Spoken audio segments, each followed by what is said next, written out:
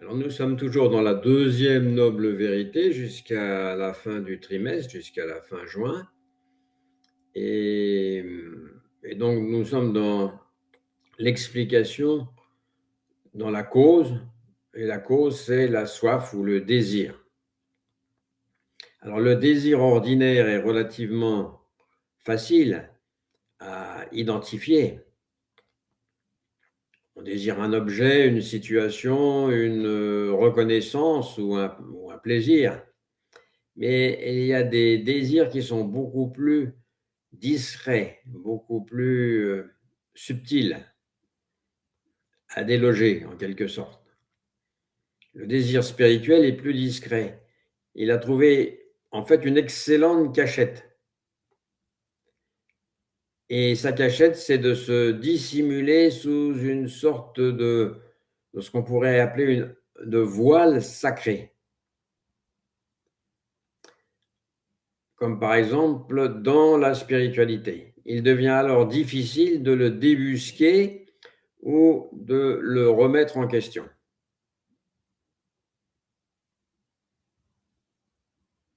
Parce qu'il se cache derrière la respectabilité. Tout ce qui touche à la spiritualité confère un vernis de respectabilité. Alors on n'ose pas aller jusque-là.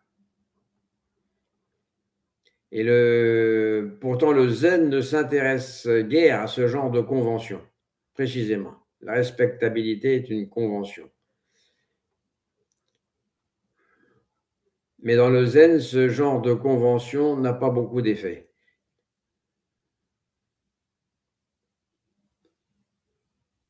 Le zen ne protège aucune idée particulière, aucun dogme. Il ne cherche pas à défendre une image du spirituel. Et c'est en cela qu'il constitue une voie directe. Il ne s'arrête pas aux apparences, il va directement à la racine. Au cœur de cette voie, justement, se trouve le shikantaza, que l'on traduit généralement par simplement s'asseoir. Dans le zen, on n'en demande pas plus. Cette expression d'apparence banale contient en fait tout l'enseignement. Simplement s'asseoir signifie être présent sans rien ajouter, quelle que soit la situation. C'est l'attitude du miroir.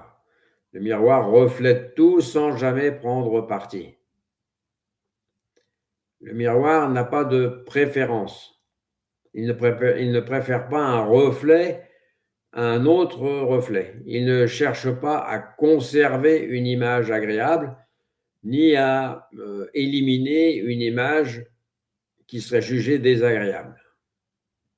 Les reflets apparaissent et disparaissent librement. Le miroir ne fait pas obstacle. Il demeure tel qu'il est. Pour lui, la notion même de préférence n'a pas de sens. La notion de désir n'existe pas davantage. Là, on pourrait dire que ça, c'est le zen. Lorsque le Bouddha parle du désir, il ne désigne pas les besoins naturels de l'existence, comme de boire lorsqu'on a soif ou de manger lorsqu'on a faim. Il n'y a pas de problème à ce niveau-là. Tous les êtres vivants fonctionnent ainsi. Ce qui est visé par l'enseignement, c'est le désir qui sélectionne, qui compare, qui juge ou qui commente. C'est le désir qui dit « cela devrait être différent, cela ne me convient pas, cela ne devrait pas être là, il me manque quelque chose ». Ce désir crée progressivement un centre de gravité. imaginaire que l'on appelle le moi. Et c'est à partir du moi que se font les choix. Un moi qui veut, qui refuse, qui espère et qui craint.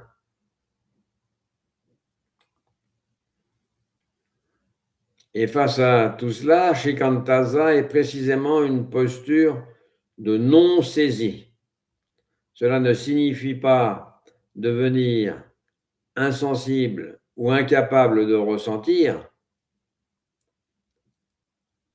Le miroir ne fait pas le vide,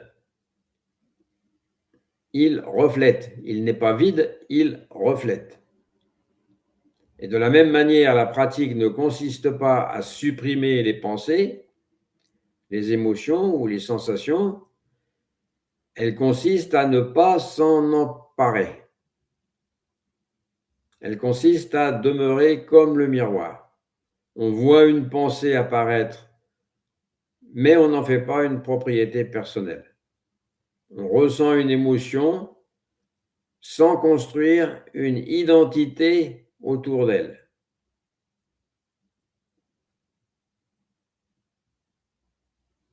On laisse les phénomènes surgir et disparaître naturellement.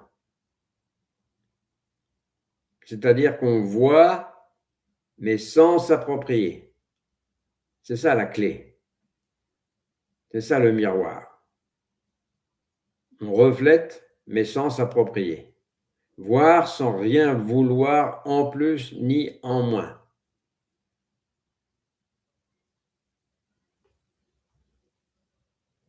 Le désir,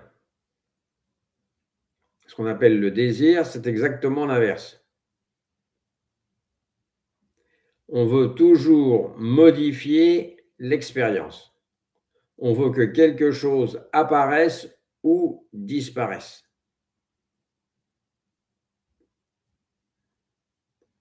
Le désir transforme un instant initialement neutre, comme le reflet dans le miroir, en une histoire de manque.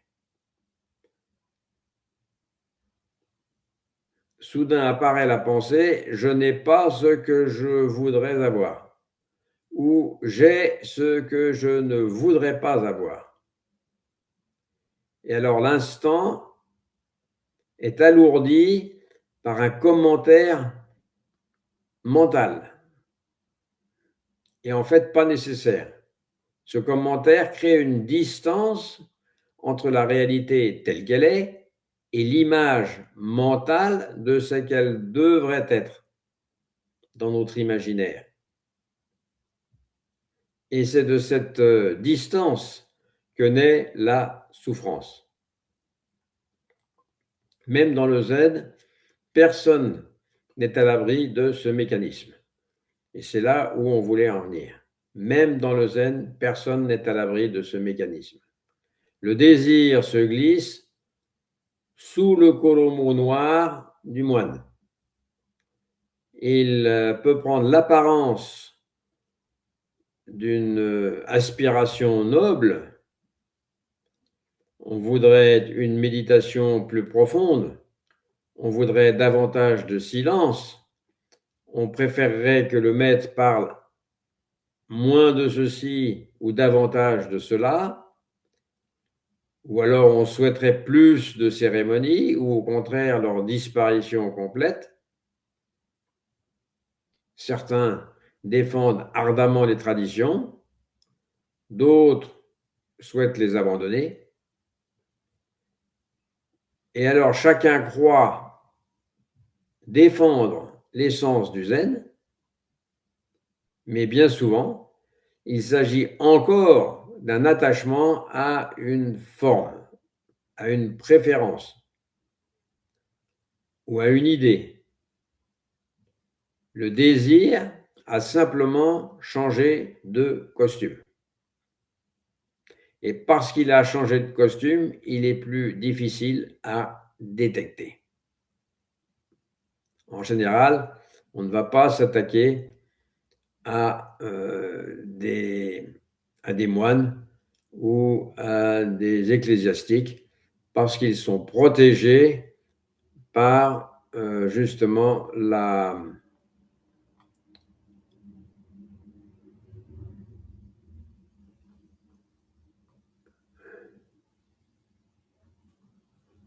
une espèce de respectabilité qui s'attache à la robe. Alors l'habit peut être utile, hein, que ce soit celui de l'ecclésiastique ou du moine. Les cérémonies peuvent être utiles également. Les traditions peuvent être utiles. Ce sont ce qu'on appelle des moyens habiles, peuvent aider. Mais aucun de ces éléments ne constitue l'essence du zen. Dès qu'on transforme une forme en absolu, alors le désir réapparaît. Rechercher exclusivement le silence ou rechercher exclusivement l'agitation relève en fait du même attachement. Préférer une cérémonie ou l'absence de cérémonie relève encore du même mouvement. Le zen n'est ni pour ni contre les formes, parce que les formes sont vides. Il les utilise lorsque cela est approprié et les laisse de côté lorsque cela ne l'est plus. Ce qui compte n'est pas la forme elle-même, mais la liberté intérieure à l'égard de la forme, comme le miroir par rapport à ses reflets. Même une opinion sur la pratique peut devenir un obstacle. On voudrait un zen plus strict, plus souple, plus traditionnel pour certains, plus moderne, plus joyeux ou plus silencieux. Pourtant, dans Shikantaza, il n'y a aucune place pour ces revendications. Il y a simplement ce qui est. Tant que l'esprit poursuit quelque chose, même un idéal spirituel, il demeure tourné vers un ailleurs imaginaire. Il ne peut pas voir l'évidence du présent. L'ailleurs imaginaire l'empêche de voir l'évidence du présent. Le désir agit alors comme une vitre sale entre soi et le monde. À travers cette vitre s'accumulent les rêves, les peurs, les espoirs et les attentes. Autrement dit, ce n'est pas la réalité qui est floue, c'est le regard qui est encombré. On ne peut pas voir les choses clairement si le regard est encombré. De la même façon que le miroir ne donne pas des reflets clairs s'il est poussiéreux. Et dans le Fuken Zazengi, Dogen insiste constamment sur ce point. Selon lui, vouloir atteindre quelque chose dans Zazen constitue le plus grand obstacle. La voie n'est pas une progression vers un but éloigné, elle est la manifestation immédiate de ce qui est présent, comme le reflet dans le miroir. C'est pourquoi Dogen affirme qu'il n'existe aucune différence entre Zazen et l'éveil. Zazen est l'éveil. Shikantaza est l'éveil lui-même. Mais le désir s'infiltre dans les moindres interstices et crée une distance fictive entre moi maintenant et moi éveillé plus tard.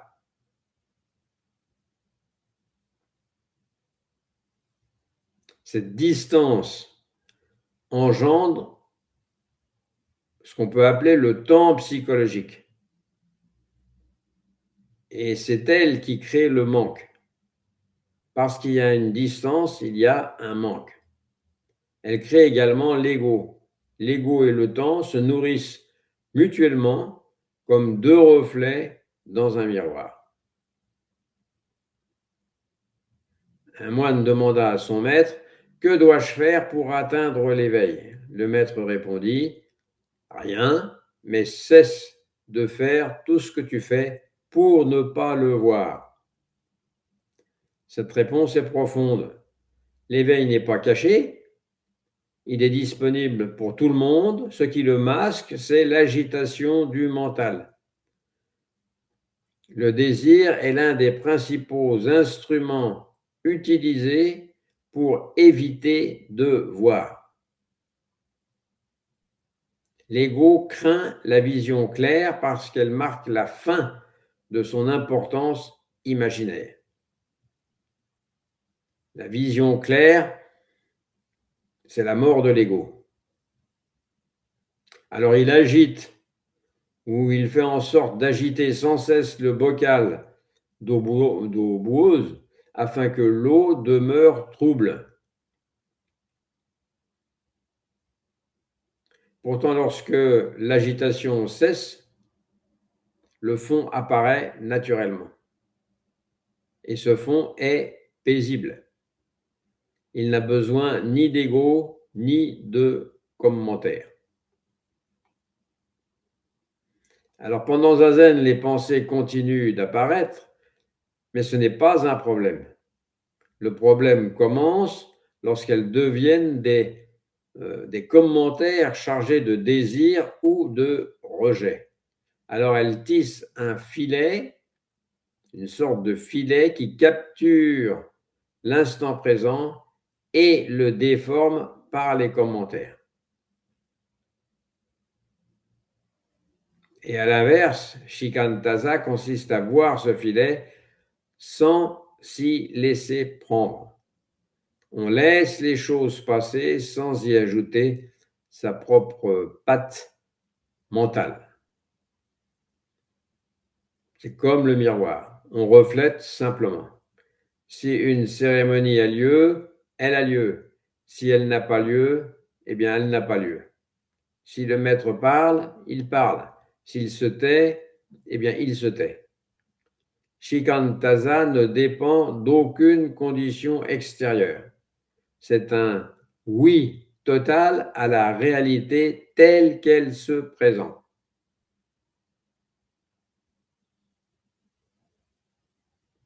Voilà le cœur du zen. Lorsque le désir cesse de réclamer un autre moment ou un autre lieu ou une autre expérience, il ne reste que cette présence silencieuse, libre et lumineuse, et qui a toujours été là.